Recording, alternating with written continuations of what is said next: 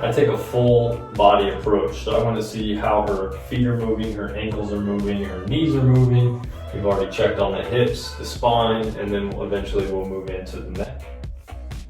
So the left foot's a little stiff. You feel that too? Mm-hmm. Yeah. So I'm going to utilize this drop piece. This helps to absorb a lot of the force that comes from the adjustment. Put her foot right there. This tibia, this shin bone, has actually has a little bit of anteriority, so it's not quite moving as well when I push it down this way.